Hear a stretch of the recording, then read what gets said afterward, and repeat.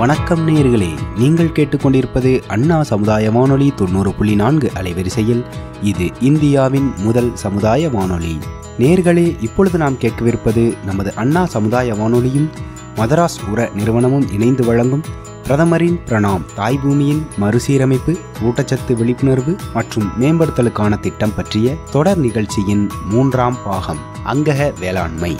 இந்த நிகழ்ச்சியில் அங்கக வேளாண்மை குறித்து நம்மிடையே விவாதிக்க உள்ளார்கள் மதராஸ் உர நிறுவனத்தின் உர விநியோகத்துறை மேலாளர் திரு கணபதி அவர்கள் மற்றும் துணை மேலாளர் திருமதி கிரிஜா ரங்கராஜன் அவர்கள்.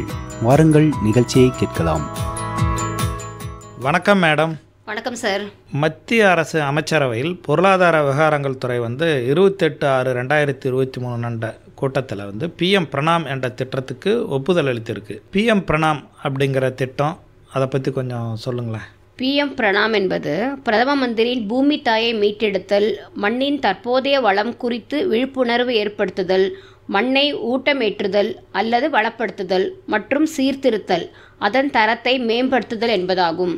பூமி தாயை பாதுகாக்க எடுக்கும் இந்த உன்னத எண்ணம் என்பது நமது தாயை ஆரோக்கியமாக பேணுவதற்கு ஒப்பாகும்.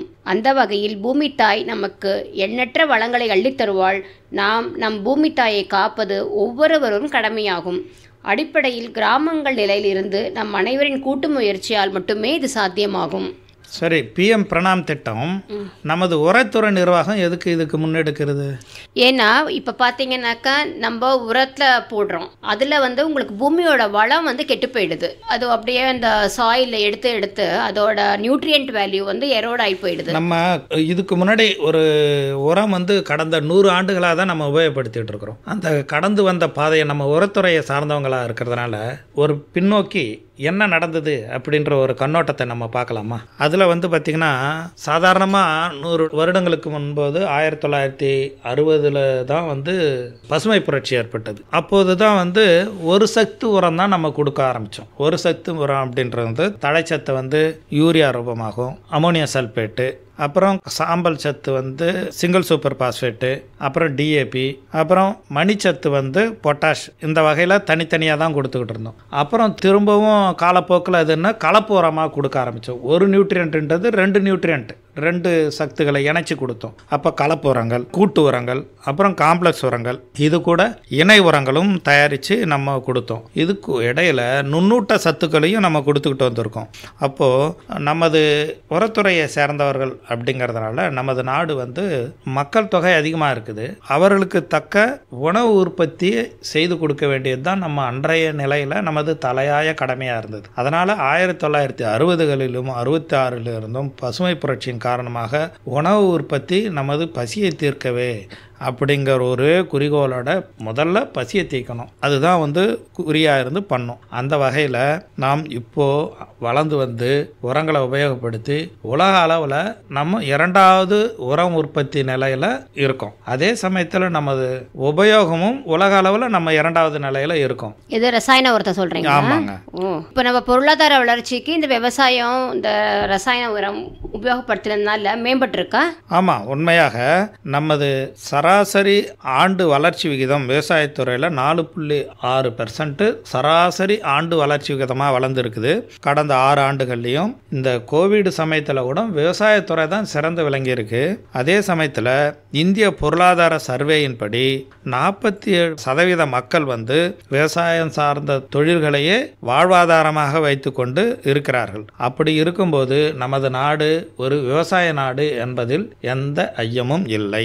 இந்த சூழ்நிலையில் 2022-23 விவசாயம், விவசாய சார்ந்த தொழில்கள் மூலமாக 18.4% நமது GDP contribution to the nation, தேசிய வளர்ச்சிக்கு விவசாயத்துறை உறுதுணையாக இருந்திருக்கிறது. அப்போ உர உற்பத்தியும் உணவு உற்பத்தியும் எப்படி மேட்ச் ஆகுது? எவ்வளவு நம்ம ஃபர்டிலைசர் போட்டால் உணவு நம்மளுக்கு எவ்வளவு ஈல்டு கிடைக்கும்? இப்போ நம்ம அந்த கணக்குகளை பார்க்கும்போது புள்ளி விவரங்களை சராசரியாக 2011-12 2012 2078 கிலோ ஒரு ஹெக்டாருக்கு உணவு உற்பத்தி செய்தோம். அது நமது ஆராய்ச்சியின் மூலமாக படிப்படியாக 2022-23 2494 கிலோ பர் ஹெக்டாருக்கு உணவு உற்பத்தி செய்யக்கூடிய நிலைக்கு வந்திருக்கும். அதே சமயத்தில் நம்ம உர உபயோகமும் நம்ம பாரத நாட்டின் திட்டங்களின் மூலமாகவும் நம்ம ஆராய்ச்சிகள் மூலமாகவும் அதிகப்படியாக உரம் உபயோகப்படுத்தாமல் 2011-12 142 கிலோ பர் ஹெக்டாருக்கு போட்டு உற்பத்தி பண்ணணும். அதை சிறந்த மேலாண்மையின் மூலம் உர நிர்வாகம் மூலம் 2022-23 138 கிலோ போட்டு பர் ஹெக்டாருக்கு உற்பத்தியை பண்ணிக்கிட்டு இருக்கோம். இப்போ இது நைட்ரஜன், பாஸ்பரஸ், பொட்டாஸ் என்ற தழை, மணி, சாம்பல் சத்துடைய சமன்பாடு சற்று மாறி உள்ளது. முதல்ல நான் சொன்ன மாதிரி ஒரு சத்து கொண்ட உரங்களை போட்டோம், அப்புறம் கலப்பு உரம் போட்டோம், அப்புறம் காம்ப்ளெக்ஸ் உரங்களை போட்டோம். மறுபடியும் இந்த சூழ்நிலை இதை எல்லாமே இந்த திட்டங்கள் NBS என்ற திட்டம், நியூட்ரியன் பேஸ்டு சப்சிடி என்ற திட்டம் அரசாங்கம் அமுல்படுத்தியதன் விளைவாக நாம் இதை செயல்படுத்தி கொண்டிருக்கிறோம். அதை பற்றி சொல்லப்போனால் இப்போ இந்த தழைச்சத்து, மணிச்சத்து, சாம்பல் சத்தின் விகிதாச்சாரம் எந்த அளவுக்கு வந்திருக்கு அப்படின்னு பார்த்தீங்கன்னா 2010-11 தழை, மணி, சாம்பல் சத்தின் விகிதாச்சாரம் 4.7, 2.3, 1 என்ற விகிதாச்சாரத்திலிருந்து தற்போது 22-23 18.8, 4.6, 1 என்ற விகிதாச்சாரத்தில் இருக்குது. அப்போ இதை பார்க்கும்போது 4.7 11.8க்கு உயர்ந்து இருக்கும்போது தழைச்சத்து 81% யூரியாவின் மூலமாக கிடைக்கிறது. யூரியா கம்மி விலையில் இருக்குது அப்படின்னு சொல்லிட்டு யூரியாவை அதிகப்படுத்தி உபயோகப்படுத்திக்கிட்டு இருக்கிறாங்க. ஆனால் யூரியாவோட அளவும் பார்த்திங்கன்னா நம்ம போட்ட உடனே பயிருக்கு ஒரு 35% கிடைக்கும், மீதியும் வேஸ்டாக போயிடும். இதையெல்லாம் கருத்தில் கொண்டு அரசாங்கமும் நீம் கோட்டட் யூரியா என்ற முறையில் கொடுத்துருக்கு. இதனால் அதோட உரத்தின் உபயோகத்திறனும் அதிகமாக இருக்குது. அதே மாதிரி நம்ம சல்ஃபர் கோட்டட் யூரியா அப்படிங்கிறதும் தயார் பண்ணியிருக்கு. இப்போ DAPக்கும் யூரியாவுக்கும் பார்த்தீங்கன்னா யூரியா எசென்ஷியல் கமாடிட்டி ஆக்ட் அத்தியாவசிய பொருட்களின் பட்டியலில் இருக்கிறதுனால அதோட விலையை அதிகப்படுத்தலை. அதாவது DAP விலையை விட யூரியா விலை 5 மடங்கு குறைவு. இப்போ இதை பற்றி உங்களுக்கு விரிவாக தெரியும், நீங்கள் அந்த துறை பார்க்கறதுனால அதை பற்றின விவரங்களை கொஞ்சம் சொல்லுங்களேன். யூரியா விலை கம்மின்னு சொல்கிறீங்கல்ல சார், அப்படியான யூரியா விலை ஆக்சுவலாக கம்மி கிடையாது. கவர்மெண்ட் சப்சிடி கொடுக்குறாங்க. அதனால தான் உற்பத்தி அதிகரிக்கணும்னா உரங்கள் கட்டாயமாக தேவை. ஆனால் உரங்களை முழுமையான விலையை கொடுத்து விவசாயிகளால் வாங்க முடியல. அதனால இந்திய அரசு என்ன பண்ணுறாங்க, உரத்துக்கு மானியம் கொடுக்குறாங்க. மீதி எல்லாம் கவர்மெண்ட் ஆஃப் இந்தியா சப்சிடியாக கொடுக்குறாங்க, மானியமாக உர மானியமாக கொடுக்குறாங்க. அது மட்டும் இல்லாமல் இது மட்டும் தான் கிடையாது அவங்களுக்கு செலவு. இப்போ ஒரு கம்பெனி, இப்போ நம்ம கம்பெனி எடுத்துக்கோங்களேன், மணலியில் இருக்கோம் நம்ம சென்னையில். இப்போ தெலுங்கானால நம்மளோட ஒரு டீலர் விவசாயி இருக்காருன்னு வைங்க, இங்கேருந்து தெலுங்கானாக்கு போகிறதுக்கான டிரான்ஸ்போர்ட் அலவன்ஸ் எவ்வளவு ஆகுதோ அதையும் சப்சிடியாக கொடுத்துடுறாங்க. ரயில் மூலமாக எடுத்துன்னு போனோம், இல்லை 500 கிலோமீட்டர் வரைக்கும் எடுத்துன்னு போகிறதா இருந்தால் ரோடு மூலமாக எடுத்துன்னு போகிறதா இருந்தாலும் அது நமக்கு கிடைச்சிடுது. இது எல்லாமே மத்திய அரசு நமக்கு மானியமாக கொடுக்குறாங்க. அதை ஃப்ரைட் சப்சிடிங்கிற மாதிரி கொடுத்துட்றாங்க. அதாவது இது எதனாலனா ஒன் நேஷன் ஒன் ஃபெர்டிலைசர் அப்படின்ற கோட்பாடின் கீழே வருது. அதாவது பிரதம மந்திரியின் பாரத் ஜன் ஊர்வராக் பிரயோஜனா என்ற திட்டத்தின் கீழே பேன் இந்தியா, இந்தியாவில் உள்ள மூளை மெடுக்குகிற எந்த விவசாயியும் இந்த நீங்க சொன்ன இதோட சப்சிடி கிடைக்கிறதுக்கு மத்திய அரசு உதவி புரியுது அப்படின்றத நம்ம புரிஞ்சுக்க முடிகிறது. அப்போ இந்த உர தொழிற்சாலைகளுக்கு இப்போ நம்ம இதோட சப்சிடி 700 ரூபான்னு சொன்னீங்க, இது இன்னும் கூடுதா? அது தொழிற்சாலைக்கு தகுந்த தொழிற்சாலைக்கு தகுந்த மாதிரி இப்போ ரொம்ப ஓல்டு பிளான்ட்டா இருக்கிறதுக்கு எல்லாம் பார்த்தீங்கன்னா எனர்ஜி கன்சம்ஷன் அவங்களுக்கு அதிகமாகும். அதிகமாக எனர்ஜி கன்சம்ஷன் ஆகும்போது அவங்களுடைய ப்ரொடக்ஷன் காஸ்ட்டும் ஜாஸ்தியாக இருக்கும். அப்போ அதை விட அதிகமாக தான் இப்போ பார்த்தீங்கன்னா யூரியா, அப்புறம் DAP, மற்ற ஃபர்டிலைசருக்கெல்லாம் சேர்த்து 6 மாதத்துக்கு பார்த்தீங்கன்னாக்கா அந்த கரீஃப் 1.08 லட்சம் கோடி சப்சிடியாக வெளில போயிருக்கு. இப்போ 1987-88 இந்த உர யூரியா தயாரிக்கிறதுக்கான சக்தி 8.87 ஜிகா கேலரிஸ் இருந்தது பர் டன் தயாரிக்கிறதுக்கு.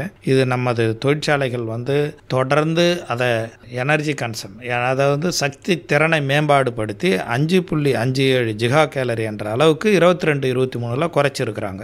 இதுவே அமோனியா தொழிற்சாலைகளில் 12.48 ஜிகா கேலரி என்ற எனர்ஜி லெவல் உபயோகத்திறத்திலிருந்து 87-88 8.8 ஜிகா கேலரியா 2022 குறைச்சிருக்கிறாங்க. அதாவது திறன்பட நமது தொழிற்சாலைகள் செய்கிறது இந்த வேலையும். இதனால் பெரிய அளவில் கார்பன் டை ஆக்சைடு ரிலீஸ் கரியமில வாயு வெளியேற்றத்தையும் குறைச்சிருக்கிறோம். அதாவது அமோனியா வழியாக தயார் பண்ணும்போது 3.6 டன் கரியமில வாயு 1 டன்னு தயார் பண்ணும்போது உற்பத்தி ஆகுது. அதை நம்ம தொடர்ந்து ஆராய்ச்சியின் மூலமாகவும் நம்ம செயல்திறன் மூலமாகவும் தொழிற்சாலைகளில் எந்த அளவு குறைச்சிருக்கோன்னா 1.96 டன் கார்பன் டை ஆக்சைடு தான் வெளியே வருது 1 டன் அமோனியா தயாரிக்கும் போது. இது 46% குறைவு. இது எல்லாமே கடந்த 31 ஆண்டுகளில் நம்ம செய்து வந்திருக்கிறோம். இப்போ இதில் பசுமை ஹைட்ரஜன், பசுமை அமோனியா இந்த கான்செப்டை நோக்கி நம்ம போய்கிட்டு இருக்கிறோம்.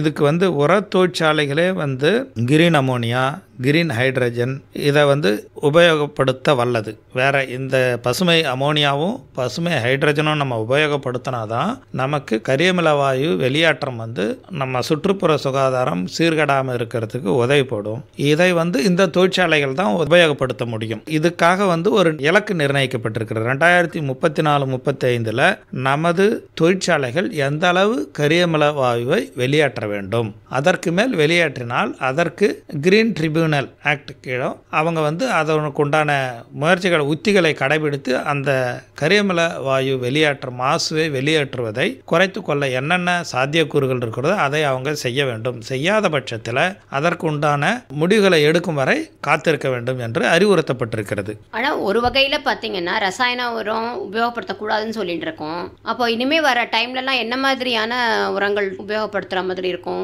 கார்பன் டை ஆக்சைடு அது எமிஷனையும் நம்ம கம்மி பண்ணணும், மண்ணோட வளமும் கம்மியாயிட்டே இருக்குது, அதையும் வளப்படுத்தணும். அப்போது இதெல்லாம் சரிப்படுத்துறதுக்கு எந்த மாதிரியான ஒரு பாலிசி நம்ம எடுத்துக்கிட்டோன்னா சரி வரும்? இப்போது 100 ஆண்டுகளாக நம்ம உர உபயோகம் பயன்படுத்தி வந்திருக்கிறோம். இதன் விளைவாகத்தான் நமது உணவு உற்பத்தியும் பெருக்கி கொண்டிருக்கிறோம். அனைத்து மக்களுக்கும் உணவளித்து கொண்டிருக்கிறோம். இது ஒரு நாள் தயார் பண்ணிட்டு நிறுத்துறது கிடையாது. இது தொடர்ந்து செயல்பட வேண்டும். இனி வரும் காலங்களிலும் உரங்களின் உபயோகம் தவிர்க்க முடியாது. அதே சமயத்தில் நமக்கு இந்த சுற்றுப்புற சூழல், அந்த மண் மாசுபடுதல், மண்ணின் வளம் பாதுகாத்தல் என்ற இந்த பிரச்சனைகளும் இருக்கு. இதற்கும் சேர்ந்து நாம் தீர்வு காண வேண்டும். இதற்கு ஒருங்கிணைந்த முகமாக இந்த தீர்வுக்கு உரச்சத்து உபயோகத்திறன் மேம்படுத்தணும், பயிர்களின் உபயோகத்திறனை மேம்படுத்தணும், சுற்றுப்புற சூழலுக்கு மாசு ஏற்படாத அளவுக்கு நாம் மக்களையும் பாதுகாக்கணும், மண்ணின் வளனையும் பாதுகாக்கணும். இதற்கு ஒருங்கிணைந்த கூட்டமைப்பு உருவாக்க வேண்டும். இதற்கு ஆராய்ச்சியாளர்கள், வல்லுநர்களும்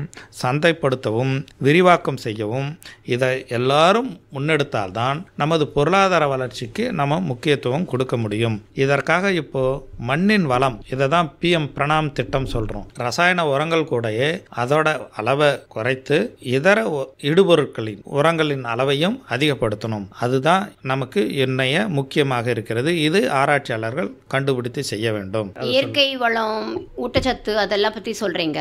அப்படின்னா நம்ம வேற வேற உரங்கள் தயாரிக்கணும் இல்லையா? இயற்கை சார்ந்த அது எந்த மாதிரியான உரங்கள் நீங்க நினைக்கிறீங்க சார்? அதுதான் மாற்று வேளாண் உரங்கள். இது உரங்களோடையும் இதையும் உபயோகப்படுத்தணும். ஒரு காலகட்டத்தில் இதனுடைய உபயோகம் உடனடியாக மாறாது. இதாவது மாற்று வேளாண் இடுபொருட்கள் என்றது அங்கக உரங்களை உபயோகப்படுத்தலாம். அதாவது இந்த அங்கக உரங்கள் என்பது தொழு உரம், மாட்டு சாணம், ஆட்டு சாணம், கோழி எரு, பசுந்தாள் உரம். இது அதன் பிறகு பயோஃபெர்டிலைசர்ஸ். இந்த பயோஃபெர்டிலைசர் உயிர் உரங்கள், அதாவது பாக்டீரியா, அசோஸ்பைரிலம், பாஸ்போபாக்டீரியா, ரைசோபியம். அப்புறம் நேனோ உரங்கள். நேனோ உரங்கள்ன்றது நேனோ யூரியா, நேனோ DAP, வளர்ச்சி ஊக்கிகள், சைட்டோசைம் போன்றவைகளையும் பயிர்களுக்கு நம்ம உபயோகப்படுத்தும். நேனோ யூரியான்ற போது இப்போ நம்ம ஆஃபீஸில் ட்ரோன் மூலமாக பண்ணுறதுக்கு சொல்லிட்டு இருக்காங்கல்ல சார், அதை பற்றி கொஞ்சம் சொல்லுங்களேன் சார். இதுதான் இந்தியாவின் நமது லட்சியம் வளர்ச்சியடைந்த பாரதம் என்ற குறிக்கோளோட நமது இந்திய அரசு நவம்பர் 15, 2023 இருந்து 2 மாதங்களாக கிராமங்கள் தோறும் நமது லட்சியம் வளர்ச்சியடைந்த பாரதம் என்ற முழக்கத்தோடு மற்ற துறைகளையும் ஒருங்கிணைத்து கிராமங்களுக்கு சென்று மத்திய அரசின் திட்டங்களையும் மத்திய அரசின் விவரங்களையும் மக்களுக்கு விரிவாக தெரிவிக்கிறது. அந்த வகையில் நமது உரத்துறையின் சார்பாக ட்ரோன்களை அறிமுகப்படுத்தியிருக்கிறது. ஏனென்றால் நாம் ஆராய்ச்சியின் மூலமாக நேனோ யூரியாவை கண்டுபிடிச்சிட்டோம், நேனோ DAP கண்டுபிடிச்சிட்டோம். பிறகு வளர்ச்சி ஊக்கிகள், இதர மருந்துகள், பூச்சிக்கொல்லி மருந்துகள், பூஞ்சான கொல்லி மருந்துகள், இவை எல்லாமே சிறு சிறு குப்பிகள்லையும் 1/2 லிட்டர் அளவுக்கு இருக்கு. இதை எப்படி நம்ம உபயோகப்படுத்துவது, இதை வந்து விவசாய பயிர்கள்லையும் மரப்பயிர்கள்லையும் தோட்டக்கால் பயிர்கள்லையும் எப்படி உபயோகப்படுத்துது, அதன் பலன் எப்படி சென்றடையும். அதாவது மரப்பயிர் வந்து மிக உயரமாக இருக்கும், அது நாம் தற்போது உபயோகப்படுகிற ஸ்ப்ரேயர் மூலமாகவும் உபயோகப்படுத்த முடியாது. அதற்காகத்தான் ட்ரோன்கள் வந்து நமக்கு பெரும் உறுதுணையாக வந்திருக்கிறதை நாம் உணர முடியுது. அந்த விஷயத்தை நாம் விவசாயிகளுக்கு கொண்டு சேர்க்கணும் அப்படிங்கிறதுக்காக தான் இந்த முன்னெடுப்பு, இந்த பிரச்சாரம் நடந்து கொண்டிருக்கிறது. இப்போ அவங்க அதை வரவேற்கிறாங்களா? ஏன்னா எப்பவுமே இப்போ நம்மளே சொல்கிறேன், இப்போ ஏதாவது ஒரு புதுசாக ஒன்று கண்டுபிடிச்சி எடுத்துக்கணும்னா நம்ம உடனே பயப்படுவோம்ல. அப்போ விவசாயிகளுக்கும் அதே மாதிரி இருக்கும் இல்லையா, கன்வென்ஷனல் மெத்தட்ஸாக ஃபாலோ பண்ணி வந்துட்டுருக்காங்க. அப்போ அதை வந்து அவங்க புதுசாக இப்போ எடுக்கும்போது நிறைய பயம் இருக்கும். இப்போ அது சரி வருமா, நம்மளுக்கு வேலை வாய்ப்பு போயிடுமா, இல்லை புது டெக்னாலஜி ஆச்சு நம்ம தெரிஞ்சுப்போமா, நம்ம இல்லை வேற ஏதாவது ரூல்ஸ் அண்ட் ரெகுலேஷன்ஸ் அதை உபயோகப்படுத்துறதுல இருக்கா, இந்த மாதிரி அவங்களுக்கு ஒரு நிறைய கொஷின்ஸ் இருக்கும் இல்லையா. அதெல்லாம் நம்ம அப்போ அவங்களுக்கு எப்படி சொல்லி கொடுக்குறோம் விவசாயிகளுக்கு? இப்போ ட்ரோன்கள் உபயோகப்படுத்துறதுனால உபயோகம் என்னன்னா, சாதாரணமாக 45 கிலோ ஒரு மூட்டையை ஒரு விவசாயி எடுத்துகிட்டு போய் அவர் கைப்பட தூவார். அது வந்து ஒரு இடத்துல அதிகமாக விழலாம், ஒரு இடத்துல கம்மியாக விழலாம். அதிகமாக கொட்டியாக இருக்கிறது ஒரு அங்கே வந்து வளர்ச்சி அதிகமாகலாம். இப்போ அதை வந்து இப்போ நேனோ யூரியா என்ற முறையில் 1/2 கிலோவாக மாற்றிட்ட பிறகு இயந்திரங்கள் மூலயமாக நம்ம செலுத்தும் போது நம்ம 15 நிமிடத்தில் அந்த வேலையை செய்திடலாம். அந்த பரவலாக எல்லா பயிர்களுக்கும் பரவலாகப்படுது.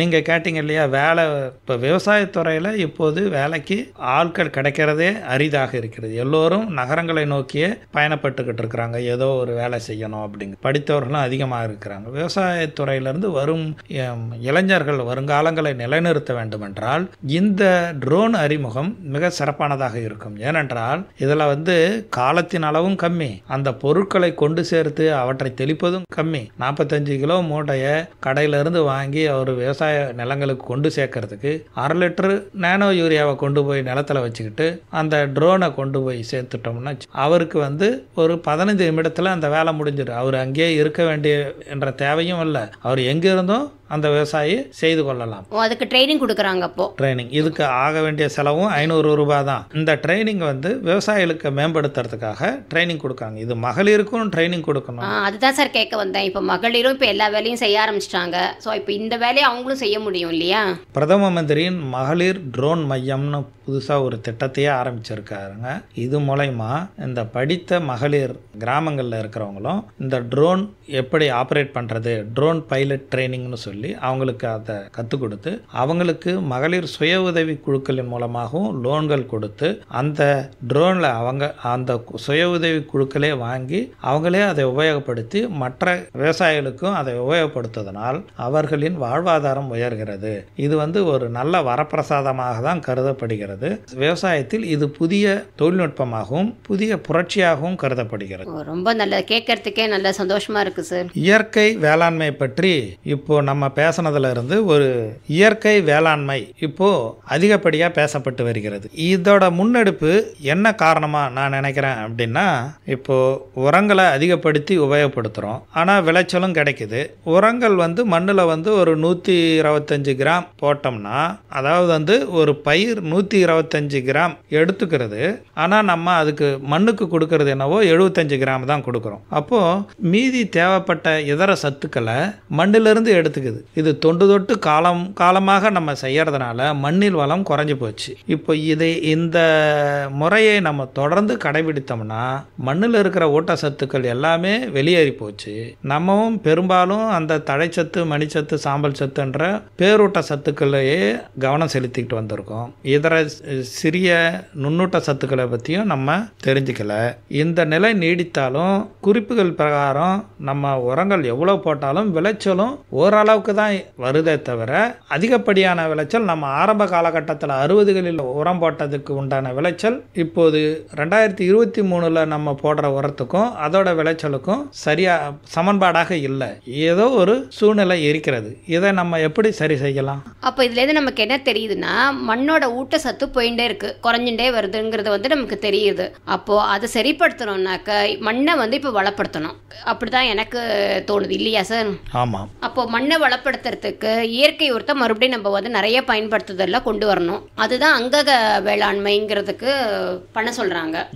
தற்போது இயற்கை வேளாண்மையும் சுற்றுப்புற சூழ்நிலை மாசுபடாமல் நம்ம சமச்சீராக கொண்டு போக வேண்டிய சூழ்நிலையில் இருக்கிறோம். இப்போது இது நம்ம எப்படி செய்யலாம் அப்படிங்கிறத பற்றி கொஞ்சம் விவரமாக சொல்லுங்களேன். இப்போ நம்ம இயற்கை வேளாண்மையை நிறைய பயன்படுத்த ஆரம்பிச்சோம்னா தான் போன மண்ணோட ஊட்டம் சத்து மறுபடியும் வரும். அதுக்கு என்ன பண்ணோம்னா, நம்ம மாநிலத்தில் பார்த்தீங்கன்னா ஏற்கனவே நம்ம நிறைய பாரம்பரியமாகவே இயற்கை வேளாண்மை சார்ந்த தொழில்நுட்பங்களை கடைபிடிச்சு மண்ணுக்கு மறுபடியும் ஊட்டத்தை கொடுக்கணும். நம்ம மாநிலத்தை பொறுத்த வரைக்கும் பல நாளாவே நம்ம தொன்று தொட்டே நிறைய இயற்கை வேளாண்மை சார்ந்த தொழில்நுட்பங்களை பயன்படுத்தி பண்ணிட்டு தான் இருக்கோம். ஆனாலும் இந்த ரசாயன உரங்களையே பயன்படுத்தினால என்னாச்சுன்னா 12% இருந்த நம்மளோட மண்ணில் இருக்கிற கரிமத்தோட அளவு 0.68% குறைஞ்சிடுது. அதோட இல்லாம 50% சாகுபடி நிலப்பரப்பு மானாவாரி நிலங்களாகவே உள்ளது.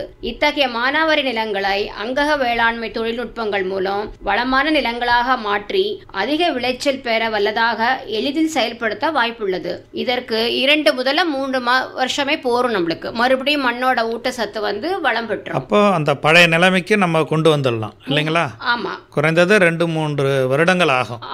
14% நம்மளுக்கு இப்ப தரிசு நிலம் இருக்கு. இதை அங்கக வேளாண்மை சாகுபடிக்கு தகுந்த மாதிரி நம்ம மாத்திக்க முடியும்.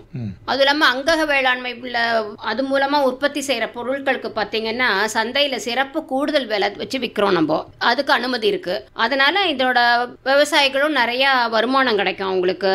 அதாவது நீங்க சொல்ற விஷயம் என்னன்னா, தற்போதைய உரங்களை வச்சு விளைச்சல் செய்ததுக்கும் இயற்கை முறையில் விவசாயம் பண்ணதுக்கும் உண்டான விளைச்சல் வேறுபாடு இருக்கும் ஆரம்ப காலகட்டத்தில். அதை ஈடு செய்வதற்காக அரசாங்கம் நமக்கு சில உதவிகளை செய்து நம்ம அந்த விலையும் கொஞ்சம் இயற்கை முறையில் விளைந்த பொருள் அப்படின்னு கொண்டு வரதுனால நம்ம இதை சரி செய்ய முடியும். அவங்களுடைய வருமானத்தை சரி செஞ்சிடலாம். கொஞ்சம் அதிகமா வச்சு வேலை விற்கிறாங்க இல்லையா, அதனால அது சரியாயிடும். இப்போ இந்த அங்கக வேளாண்மையில் நமது அரசாங்கத்தினுடைய செயல்பாடுகள் என்னவாக இருக்கிறது?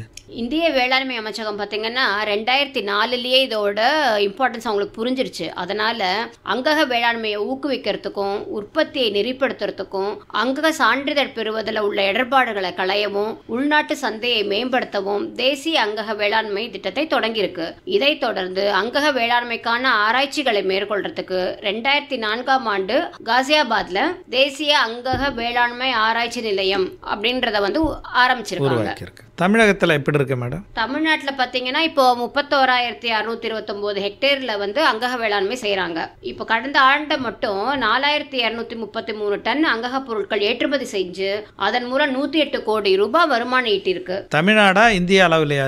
இந்த 31,629 ஹெக்டேருங்கிறது தமிழ்நாட்டில் மட்டுமே 108 கோடி ரூபாய் வருமானம் ஈட்டிருக்காங்க போன வருஷம். இருந்தாலும் இன்னும் ஜாஸ்தி பண்ணணும். மற்ற மாநிலங்களை பார்க்கும்போது இங்க கொஞ்சம் வளர்ச்சி குறைவாக தான் இருக்கு.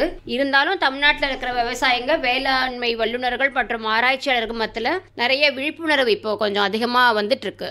அதை பற்றின விவரங்களை கொஞ்சம் விரிவாக சொல்லுங்களேன். அரசு சாரா அமைப்புகளும் தனியார் அமைப்புகளும் அங்கக வேளாண்மையை ஊக்குவிக்க தொடங்கிவிட்டன. தமிழ்நாட்டில் அங்கக வேளாண்மை பொருட்களுக்கான தேவை அதிகமாகவே இருக்கு. இருப்பினும் அங்கக வேளாண்மை தொழில்நுட்ப தொடர்பான புரிதல் இல்லாமை, அங்கக இடுபொருட்கள் தயாரிப்பு, அங்கக வேளாண்மை தொடர்பான சந்தேகங்கள், சந்தைப்படுத்துதலில் உள்ள சந்தேகங்கள் ஆகியவற்றால் தமிழ்நாட்டில் அங்கக வேளாண்மை குறைந்த அளவு மேற்கொள்ளப்படுகிறது. இதை தவிர கிராமப்புறங்களில் கால்நடை வளம் குறைதல், மண் ஆரோக்கியம் குறைந்து காணப்படுதல், விவசாயத்திற்கான ஆட்கள் இல்லாமை, நகரமயமாக்கலின் பாதிப்பு ஆகியவையும் குறைந்த அளவில் அங்கக வேளாண்மை மேற்கொள்வதற்கு காரணங்களாகும். தற்போது அங்கக வேளாண்மை என்ற ஒரு தொழில்நுட்பத்தை பற்றி நம்ம மக்களோட எண்ணங்கள் எப்படி இருக்கு, அரசாங்கத்தினோட எண்ணங்கள் எப்படி இருக்கு, அதை பற்றி கொஞ்சம் சொல்லுங்க. விவசாய வேலை கிடைக்குமா, வேலை வாய்ப்புகள் எப்படி இருக்கு, கிராமங்களின் பொருளாதாரம் எப்படி முன்னேறும் என்பதை பற்றியெல்லாம் கொஞ்சம் சொல்லுங்களேன். அது அங்கக வேளாண்மையை பற்றி என்ன, நம்ம கிராமப்புறங்களில் பார்த்தீங்கன்னா இன்னும் அதோட அவேர்னஸ் கொஞ்சம் கம்மியாக தான் இருக்கு. ஏன்னா நம்ம இன்னும் அவங்க கிட்ட கொண்டு போய் ரீச் பண்ணோம்னா அவங்க புரிஞ்சுப்பாங்க. நிறைய பேர் என்ன பண்ணிடுறாங்க, வேலை இல்லைன்னு சொல்லிட்டு எல்லாம் நகர்ப்புறத்தை நோக்கி வந்துடுறாங்க. அதனால அங்கே விவசாயம் பண்ணுறதுக்கு ஆள் இல்லாமல் போயிடுது. இப்போ நம்ம என்ன செய்யணும்னா அவங்க கிட்ட கொண்டு போய் புரிய வைக்கணும். இந்த அங்கக வேளாண்மையை பண்ணுறதுனால எவ்வளவு அவங்களுக்கு நன்மை இருக்கு, விலையும் அதுக்கு ஏற்ற மாதிரி கவர்மெண்ட்ல ஜாஸ்தி பண்ணி கொடுக்குறாங்க, சான்றிதழ் பெறுவதற்கு கூட நிறைய ஹெல்ப் பண்ணுறாங்க. இதோ இந்த மாதிரி விஷயங்களை கொண்டு போய் நம்ம அவங்களுக்கு புரிய வச்சு வச்சோம்னா கட்டாயமாக அங்கக வேளாண்மை நல்ல ஃபியூச்சர் இருக்குது, மண்ணோட ஊட்டத்தையும் வளப்படுத்தலாம். தற்போது பார்த்தீங்கன்னா எங்கேயோ ஃபேக்ட்ரியில் தயார் பண்ணுற யூரியா, டிஏபி இதுகளை கொண்டு வரோம். இதெல்லாம் இந்த அங்கக வேளாண்மையில் இந்த பொருட்களை யார் உற்பத்தி பண்ணுறாங்க? நீங்கள் சொன்னது எல்லாமே கால்நடைகள் மூலமாகவும் மற்றபடி விவசாய கழிவுகள் மூலமாகவும் இயற்கையாக கிடைக்கிற பொருளை கொண்டு வரோம். இதோடைய விலை கம்மியாக இருக்கும். வேறு வெளி இடத்துலேருந்து இங்கே கொண்டு வரத்துக்கு நம்ம என்ன முன்னெடுக்கிறோம் இதெல்லாம் இருக்குது. அப்போ அந்த ஊட்டச்சத்தை நம்ம எப்படி தயார் பண்ணுறது, எப்படி இதை மேலாண்மை பண்ணுறது அப்படிங்கிறத பற்றி சொல்லுங்கள். அங்கக விவசாய முறையில் பார்த்தீங்கன்னாக்கா பயிருக்கு தேவையான ஊட்டச்சத்து அளிப்பதற்கும் நீண்ட நிலையான விவசாயத்திற்கும் மண் வளத்தை மேம்படுத்துறது இல்லையா, இதெல்லாம் ரொம்ப இம்பார்ட்டண்ட்டா. இதற்கு மண்ணின் கரிம அளவு ஆக்சுவலாக கூட்டணும். கரிம அளவு என்பது மண்ணின் மக்கும் சக்தியை அதிகப்படுத்துவது.